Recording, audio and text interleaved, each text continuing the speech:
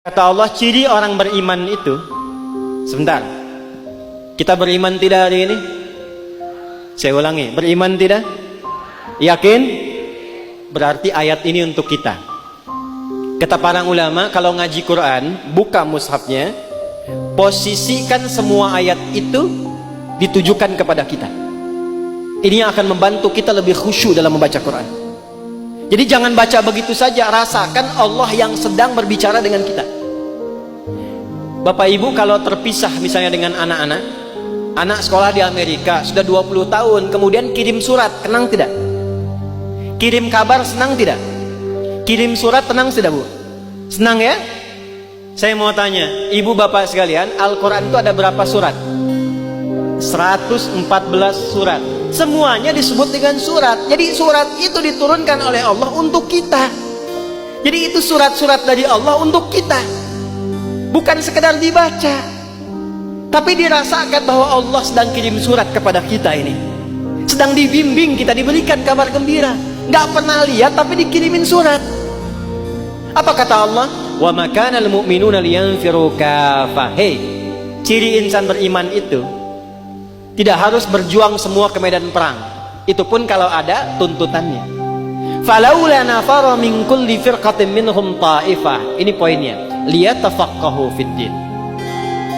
Allah menyampaikan, maka aku tunjukkan ada satu amalan yang nilainya setara dengan jihad fi sabilillah di medan juang.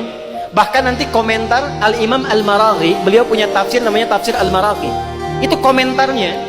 Jadi kalau ada pun kegiatan juang, kemudian saat yang bersamaan ada yang tidak ikut dan memilih mengamalkan yang ini, itu nilainya sama dengan yang berjuang. Dan kalau tidak ada tuntutannya seperti kita sekarang, maka amalan ini melampaui jihad fi sabilillah yang berbentuk fisik. Perjuangan menggunakan fisik. Ayat ini bisa melampaui nilai-nilai perjuangan secara fisik. Apa itu?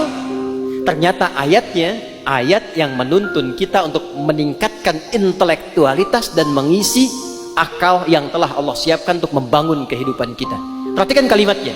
Falaula nafara min kulli firqatin minhum ta'ifah liyatafaqahu fiddin. Ciri insan beriman itu kalau ngaji, kalau belajar, dimanapun dia belajar, baik formal ataupun non formal, dia akan pastikan semua yang dipelajari itu serius untuk dipahaminya. Tuh, alhamdulillah. Ada fiqih, awas.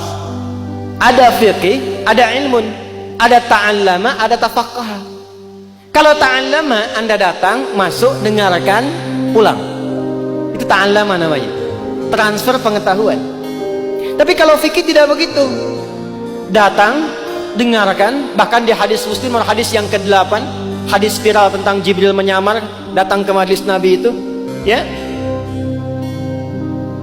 An Umar bin Al-Khattab radhiyallahu ta'ala anhu qala bainama nahnu julusun 'inda Rasulillah sallallahu alaihi wasallam ittala 'alaina rajulun shadidu bayadi thiyabi shadidu sawadi sa'ari la yura 'alaihi atharu safari wa la ya'rifu minna ahadun fajalasa ila an-nabi sallallahu alaihi wasallam فأسند ركبتيه إلى ركبتيه ووضع كفيه على فخذيه وقال يا محمد أخبرني عن الإسلام.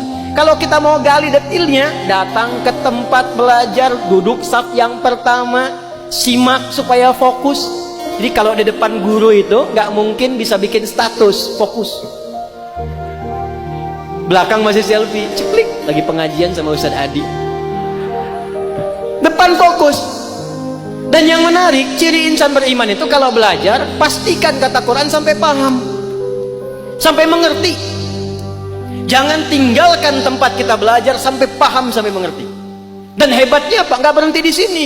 Inilah indahnya Islam. Jangan pernah mendapatkan ajaran dalam Islam, pesan Quran, kecuali Anda bagikan kebaikannya pada setiap tempat yang kita pijak. Maka ujung ayatnya ditutup waliyunziru qaumahum idza raja'u ilaihim la'allahum yahdharun. Kalau kamu sudah paham, sudah ngerti, sudah pintar, sudah jadi pakar, pulang ke negeri kamu, pulang ke kampung kamu, share ilmunya, ajarkan yang baik, supaya tempat yang kita pijak terbantu kemakmurannya, sukses, hebat, menginspirasi, dan masyarakatnya menjadi masyarakat yang berilmu. Ini yang menjadikan saya selalu memberikan pesan pada teman-teman diaspora kita.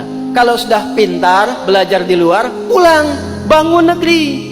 Cintai Indonesia ini amanah besar dari Allah. Merdekanya Indonesia dengan kalimat Allahu Akbar atas berkat rahmat Allah yang Maha Kuasa, dan dengan didorongkan oleh keinginan luhur. Dari dulu sudah ada keinginan luhur, hanya berkat dan rahmat Allah itu belum didapatkan. Karena itu ketika didapatkan di bulan Ramadan, Jumat kita deklarasi itu. Jangan dibatasi Jalan Pegangsaan Timur nomor 56. Nomor 56 itu menunjukkan kepemilikan. Rumahnya Syekh Faraj bin Marta. Itu pengusaha, cinta NKRI, keturunan Yaman, mewakafkan rumahnya untuk proklamasi.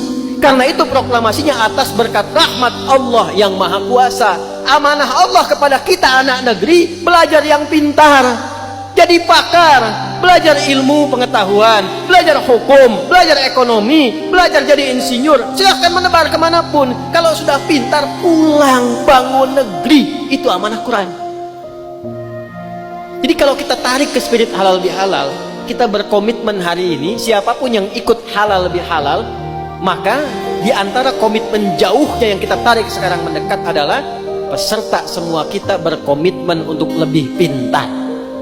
Spiritnya apa? Spirit al-ma'un. Banyak berbagi, lakukan pencerahan seperti matahari yang menyinar.